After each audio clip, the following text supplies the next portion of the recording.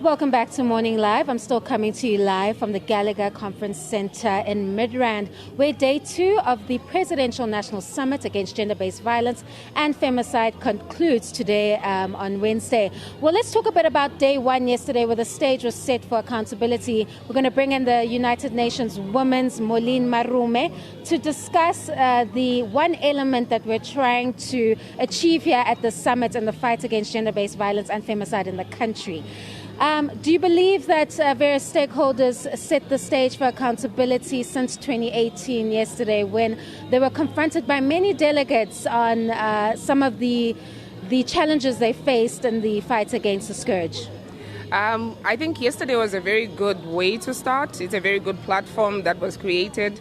And I think for South Africa is very lucky to have a president. The political will showed by the president was very good yesterday. And it was a time to reflect, to take stock, what has happened since 2018, where are we going, where do we need to change? So it's a good platform. It was a very good platform to really look back and see what do we need to change. So it gives people time to then reflect and then change all the areas that need to be changed, the accountability, the different ministries.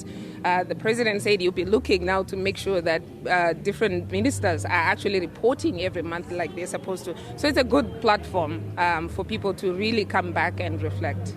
How does UN Women play a role in South Africa, particularly in protecting women and children from the scourge?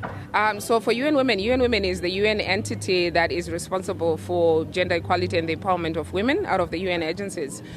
So we have a triple mandate, and unlike many other UN agencies, we have a coordination role, we have an operational role, and we convene civil society. So most of our work, we are working with coordinating the different parties that are actually implementing work in the country. For the NSP, we've been working with the different government departments and different civil society. And when the NSP was launched, where the ministry, the Department of Women Youth and Persons with Disability didn't have support, so UN Women has been supporting the Secretariat, actually working and coordinating the work within that.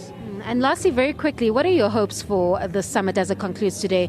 Do you think that we have progressed in this fight against the scourge? I'm hoping that at the end of this, we actually come out with clear actions and clear accountability lines in terms of what are the different ministries supposed to do. What is the role of everyone, the different government departments, private sector, civil society, the UN? What is our role? All of us need to come together. As the president, I think, said yesterday, we need to plan together, work together, and coordinate together for us to end this. Everybody has a role to play, so we need to have everybody at the table knowing exactly what they need to do. And as we move forward, we need to have that clarity, and people need to be held accountable for what they are supposed to be doing, the different duty bearers, civil society, and the UN. And I'm sure this will come up today, but how critical are the funds to fund this fight in order for us to achieve our goals? The funds are very critical, and I think when you look at the Year 2 report, prevention is key.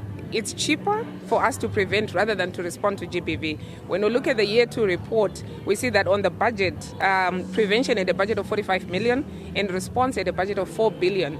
If you turn that around and we put more money towards prevention, we'll need less money for the response.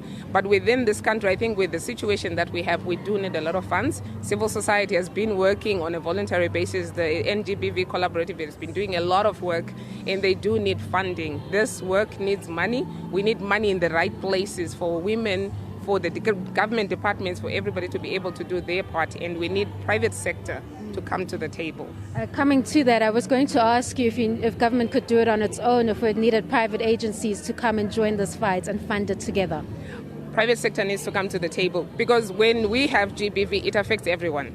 If a woman is violated, it affects her productivity at work. So the private sector is also losing time, losing productivity. So it affects everyone, and everybody needs to come to the table. It's economically costly for everyone to have GBV. The health sector, when they're going into the health sector, the doctors. So everybody needs to be at the table, and government needs private sector because it affects us all. Thank you so much. That was the UN Women's Ms. Marume there, just giving us some reflection as the Presidential National Summit Against Gender-Based Violence and Femicide concludes today at the Gallagher Estate.